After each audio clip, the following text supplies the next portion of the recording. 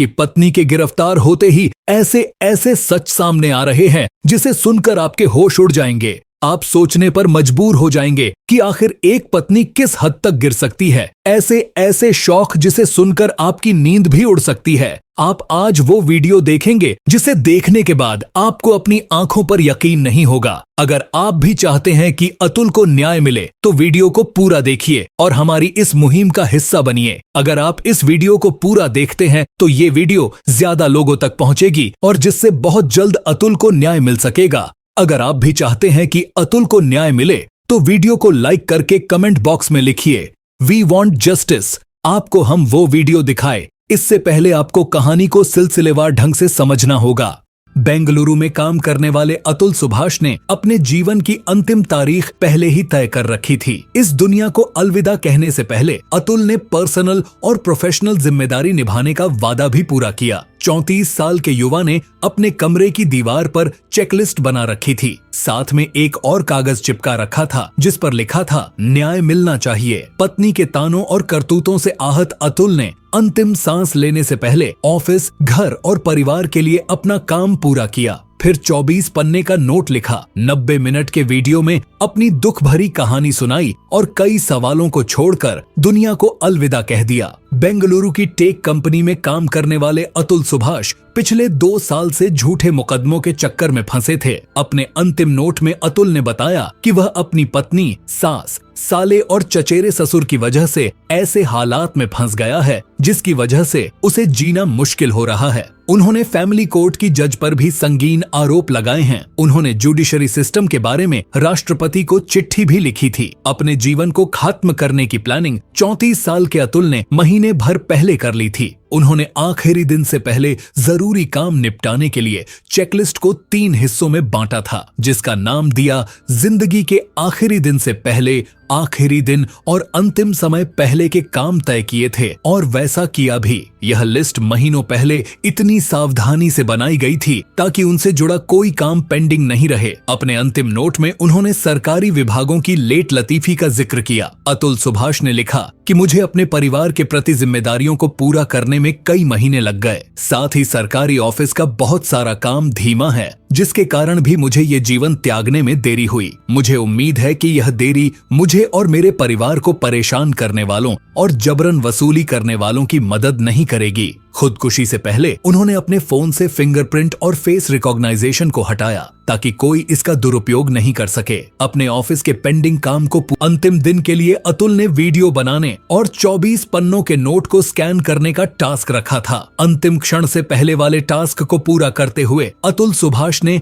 पहले स्नान किया, फिर अपनी कार, बाइक और कमरे की चाबियां फ्रिज पर रखी और नोट को टेबल पर रखा। सुभाष के भाई विकास ने अपनी शिकायत में बताया कि अतुल ने उसे अलविदा कहते हुए मैसेज भेजे और अपनी कार की लोकेशन गूगल मैप्स के जरिए दी। फिर अपने वकील, एनजीओ और फैमिली मेंबर को भी आखिरी संदेश भेजा। अंतिम क्षण से पहले उसने हाई कोर्ट और सुप्रीम कोर्ट में एक ईमेल भेजा जिसमें उन्होंने फैमिली कोर्ट की जज के बारे में शिकायत की थी। अपने अंतिम नोट में सुभाष ने बताया कि कैसे उसकी पत्नी निकिता सिंघानिया और सास निशा सिंघानिया ने उसे ये कदम उठाने के लिए मजबूर किया था। मैं यहाँ आपको रोकना चाहूंगा और अतुल की 1 घंटे की वीडियो का ये हिस्सा सुनाना चाहूंगा जिसे आपने नहीं सुना। एक बार आप अतुल की बात को गौर से सुनिए। एक घटना के बारे में बताते हुए बताया कि एक बार उन्होंने जज को कहा था कि फर्जी केस के कारण पुरुष जीवन त्याग रहे हैं, तो उनकी पत्नी ने उनसे पूछा था कि तुम क्यों नहीं ऐसा कर लेते। और तो और उनकी सास निशा ने भी पूछा था कि उन्होंने अभी तक ऐसा क्यों नहीं किया। इसके जवाब में अतुल ने सवाल किया था, अगर वह ऐसा कर लेंगे तो उसकी बेटी पैसे कैसे लाएगी। तब सास ने कहा कि तुम्हारे जाने के बाद वह तुम्हारे माँ बाप से पैसे लाएगी और यह सुनिश्चित करेगी कि उसका परिवार जीवन भर कोर्ट कचहरी के चक्कर लगाता रहे। इस जवाब ने अतुल सुभाष को तोड़ दिया और उसने तय कर लिया कि अब वो नहीं जीना चाहता। हैरानी की बात ये थी कि उसी दिन जज ने भी उसका मजाक उड़ाया था। अब इस वीडियो में जो आप सुनने वाले हैं उसे सुनकर आपके पैरों तले जमीन खिसक जाएगी। यूपी के जौनपुर में रहने वाले शख्स ने पत्नी की प्रताड़ना से तंग आकर एक ऐसा कदम उठा लिया जिसने पूरे समाज को फिर से सोचने पर मजबूर कर दिया है। 34 साल अतुल सुभाष कर्नाटक के बेंगलुरु में इंजीनियर थे। उनका शरीर मराठा हल्ली इलाके में उनके घर में लटका मिला। अतुल ने इससे पहले 24 पन्ने का अंतिम नोट छोड़ा है, जिसमें उसने पत्नी और ससुरालियों की प्रताड़ना का दर्द बयां किया है। अब आगे जो आप सुनेंगे उसे सुनकर आपका दिल भी रो पड़ेगा। अतुल के पिता पवन सुभाष ने कहा, एक आदमी जिसने शादी की या बर्बादी वो खुद भी नहीं जानता था। शादी के बाद वो अतुल पत्नी के दबाव में रहा, उसकी हर बात मानी, हर ख्वाहिश को पूरा किया। ड्यूटी के लिए जब भी जाती तो मेरा बेटा 17 किलोमीटर रोज उसे ऑफिस में छोड़ने भी जाता और वापस लाने भी, यानी 34 किलोमीटर वो रोज सिर्फ पत्नी के लिए ट्रैवल करता था। इसके अलावा वो खुद के ऑफिस भी जाता था। उसका आधा दिन तो ट्रैवलिंग में ही निकल जाता था। चाहे कितना भी ट्रैफिक हो, अतुल रोज पत्नी को छोड़ने और लाने जाता था उसके ऑफिस। शादी के लिए हम पहले जौनपुर से बनारस, फिर बनारस में शादी के बाद हम समस्तीपुर आए। 27 अप्रैल 2019 को शादी हुई थी। वो हमारे साथ 29 अप्रैल तक ही रही। उसके बाद वो यहाँ नहीं आई। मेरी उम्र 62 साल है और पत्नी अंजू की उम्र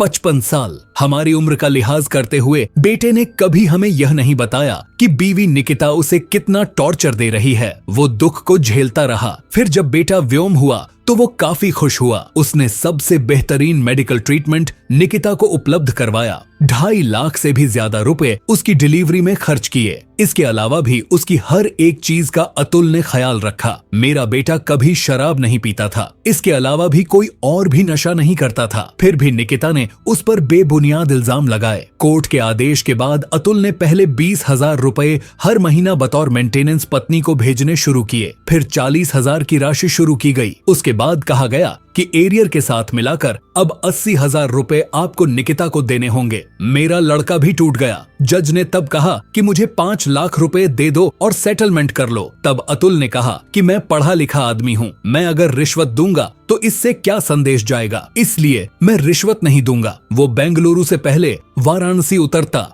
फिर जौनपुर जाता। वहां जाकर पता चलता कि आज जज साहिबा नहीं आई हैं। हमारे देश की हालत देखिए जरा। यहाँ जजों को पूरी छूट है कि वो कभी भी छुट्टी ले लें। उन्हें मतलब नहीं कि कोई आदमी पेशी के लिए चाहे कितनी भी दूर से क्यों न आया हो, पेशकार उसे अगली तारीख दे देता है। दोनों के संबंध पहले खराब नहीं थे। जब कोरोना काल शुरू हुआ तो सबसे ज्यादा खराब हालात बेंगलुरु में थे। मेरी बहू को तब कोरोना हुआ तो गलती यहाँ ये हो गई कि अतुल ने अपनी माँ की जगह सास को बुला लिया। बस यही गलती उसे भारी पड़ गई। इसके बाद मामला बिगड़ना शुरू हो गया। सास आई तो उसने मेरे बेटे से पैसे मांगने शुरू कर दिए। 16 लाख पहले ही वो लोग मेरे बेटे से ले चुके थे। 50 लाख और मांग रहे थे। कह रहे थे कि आप पैसे दे दो, मैं इसे ब्याज सहित लौटा दूंगी। तब अतुल ने कहा, मैं पहले भी अपने माता पिता को बिना बताए आपको पैसे दे चुका हूँ। अब मैं और कर्ज नहीं दे सकता। पहले आप पुराने पैसे तो लौटाओ। बस अतुल का इतना कहना था कि वो लोग उससे चिढ़ गए।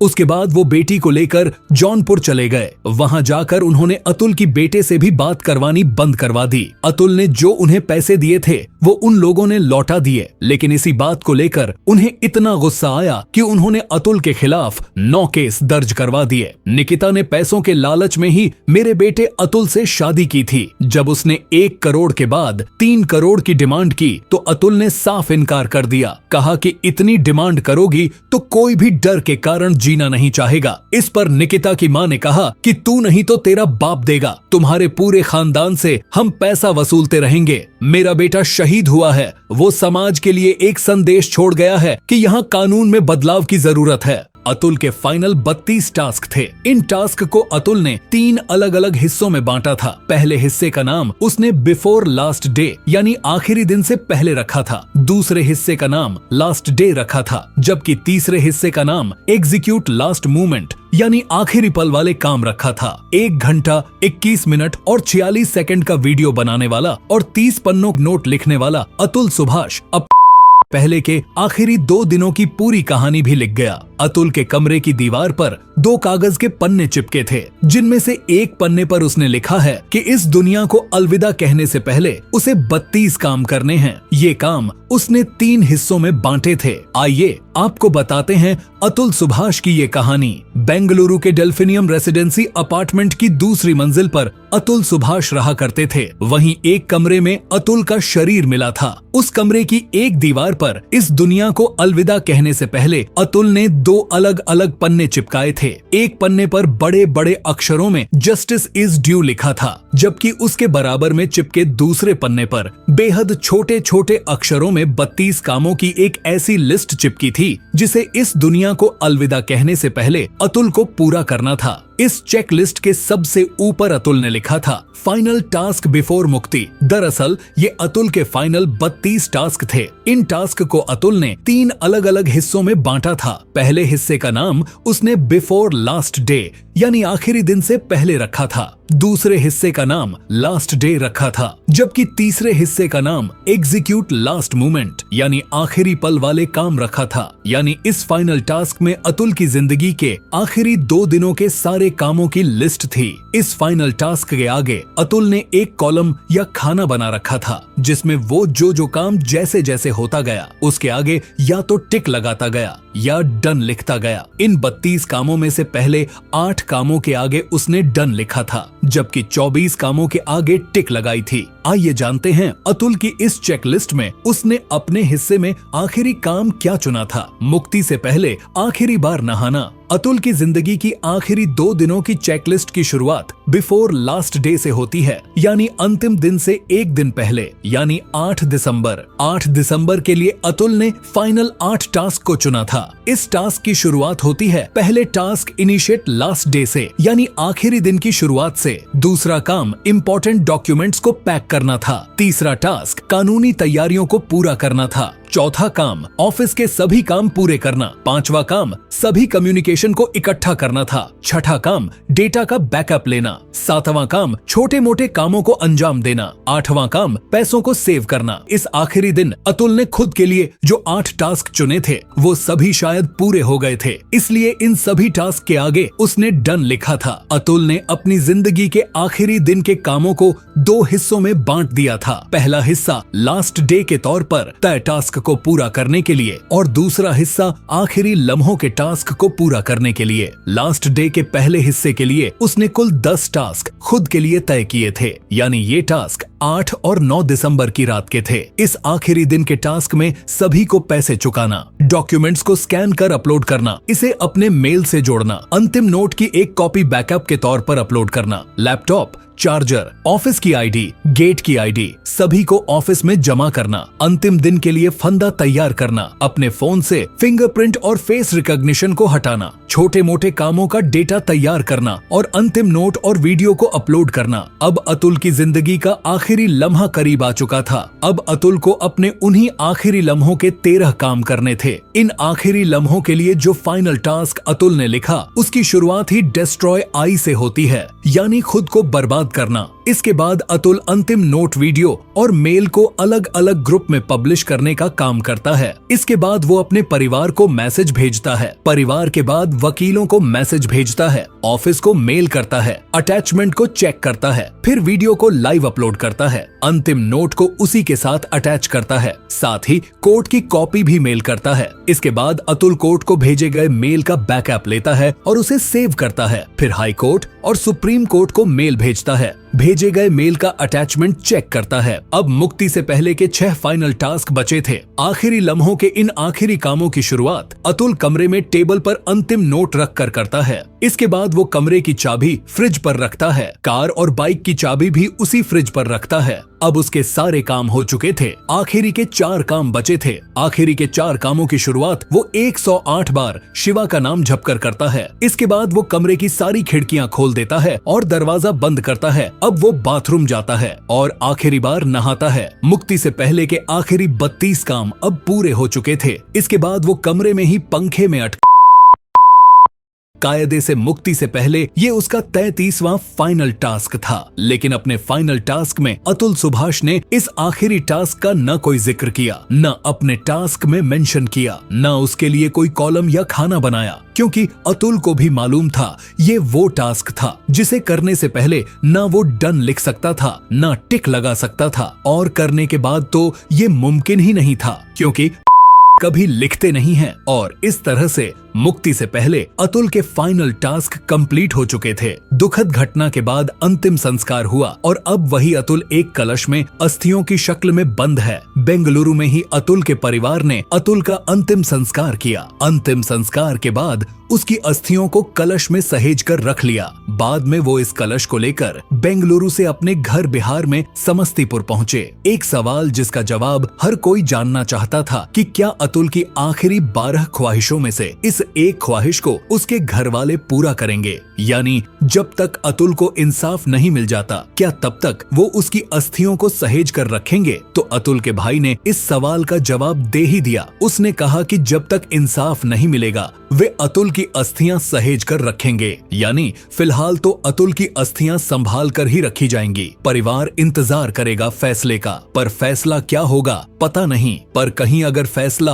अतुल के हक में ना हुआ, यानी उसे इंसाफ न मिला, तो क्या अतुल का परिवार उसकी उस ख्वाहिश को पूरा कर पाएगा? क्या कोई भी परिवार ऐसा करने की हिम्मत कर पाएगा? अतुल की माँ बेटे के जाने की खबर सुनने के बाद से ही होश में कम बेहोश ज्यादा रह रही हैं। बेटे के अंतिम संस्कार के दिन ही वो समस्तीपुर से बेंगलुरु पहुंची थीं, पर अपने बेटे को आखिरी विदाई देने से पहले वो रो रो कर निढाल हो चुकी थी। अतुल के भाई ने अतुल को के लिए उकसाने के सिलसिले में 4 लोगों के खिलाफ नामजद FIR दर्ज कराई थी। केस दर्ज करने के बाद बेंगलुरु पुलिस की एक टीम यूपी के जौनपुर के लिए रवाना की गई। DCP शिव कुमार ने आज तक से फोन पर बातचीत में कहा कि परिवार ने भले ही सिर्फ 4 लोगों के नाम लिखाए हों, लेकिन केस की जांच और लीगल एक्सपर्ट्स की राय लेने के बाद वो तय करेंगे कि क्या इस मामले में जौनपुर की फैमिली कोर्ट की जज रीता कौशिक और उनके पेशकार माधव के खिलाफ भी केस दर्ज होना चाहिए और क्या उनसे पूछताछ की जानी चाहिए।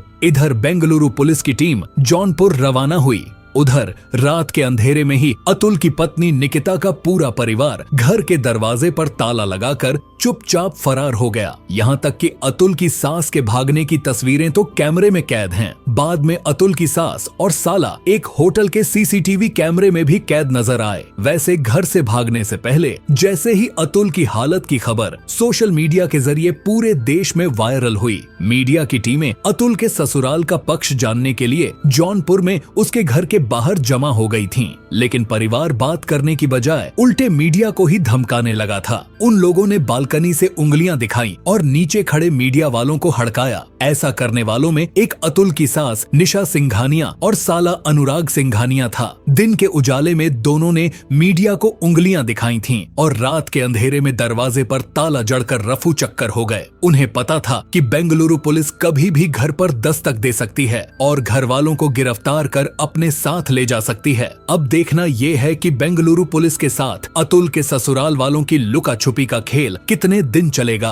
अतुल सुभाष के कमरे जब बेंगलुरु पुलिस दाखिल हुई तो उस प्रतिभावान युवक की बेजान देह के पास ही एक तख्ती पर ये शब्द लिखे हुए थे, जस्टिस इज ड्यू, यानी इंसाफ बाकी है। अतुल सुभाष की पीड़ा ने पूरे देश को झकझोर दिया है। 24 पेज का अंतिम नोट, दुनिया को अलविदा कहने से पहले 80 मिनट का रिकॉर्डेड वीडियो, हर पन्ने पर पीड़ा, हर शब्द में जैसे सिसकी, शब्द क्या आह थे। अंतिम नोट नहीं, हमारे सड़े हुए सिस्टम, बेइंतहा क्रूरता की हद तक सौदेबाजी में तब्दील हो चुके रिश्तों, कानून, न्याय व्यवस्था की सड़ांध का जीता जागता दस्तावेज। आज सुबह एक अजीज दोस्त ने अतुल सुभाष का मुद्दा छेड़ते हुए जब कहा कि ये तो बहुत डरावना है, तब निःशब्द था। क्या कहें, शब्द नहीं। अतुल सुभाष की पीड़ा ने पूरे देश को हिला दिया है। सोशल मीडिया पर जबरदस्त आक्रोश है। डाइनिंग टेबल से लेकर चाय के ठेले तक इसकी ही चर्चा है। घूम फिरकर बात यही आती है, जस्टिस इज ड्यू। 34 साल के अतुल सुभाष बेंगलुरु की एक प्राइवेट कंपनी में जॉब करते थे। वो पत्नी निकिता सिंघानिया की प्रताड़ना से तंग आकर जिंदगी हार बैठा। बेशक ये हरकत कायरता है, समाधान नहीं, लेकिन सुभाष इतने टूट चुके थे कि इंसाफ की आस तो छोड़ ही दी थी, जिंदगी की आस भी छोड़ दी। 24 पेज के अंतिम नोट और तकरीब 1.5 घंटे के अपने आखिरी वीडियो में उन्होंने जो कुछ भी बयां किया है वह किसी पत्थर दिल को भी मर्माहत कर देगा। सुभाष ने ये भी गुजारिश की कि उनकी जाने के बाद उनकी पत्नी या उसके परिजनों को उनके के पास नहीं आने दिया जाए। ये भी लिखा कि जब तक दोषियों को सजा नहीं मिल जाती उनके परिजन उनकी अस्थियों को प्रवाहित न करें। सुभाष का न्याय में भरोसा किस हद तक हिल चुका था कि उन्होंने अपनी आखिरी इच्छा में ये भी जोड़ा कि अगर उनका करने वाले दोषी नहीं पाए जाते तो उनकी अस्थियों को अदालत के सामने बह रहे गटर में फेंक दें। अंतिम दिन से पहले अतुल ने एलन मस्क और डोनाल्ड ट्रंप को भी ट्विटर पर टैग करके उनसे इंसाफ की गुहार लगाई थी। देश भर में जबरदस्त आक्रोश के बीच कुछ सवाल और भी हैं। संसद में जनता के क्या एक भी नुमाइंदे ने इस मुद्दे पर आवाज उठाई? सुप्रीम कोर्ट या किसी भी हाई कोर्ट ने क्या संज्ञान लिया? संयोग से मंगलवार को ही सुप्रीम कोर्ट दहेज उत्पीड़न के कानून के दुरुपयोग पर चिंता जता रहा था। सोशल मीडिया पर आक्रोश तो है, लेकिन क्या किसी स्वतः स्फूर्त भीड़ ने कैंडल मार्च किया? स्वतः स्फूर्त छोड़िए, क्या किसी संगठन ने इंसाफ के लिए सड़क पर आवाज उठाई? जवाब है नहीं। इसकी जड़ में है,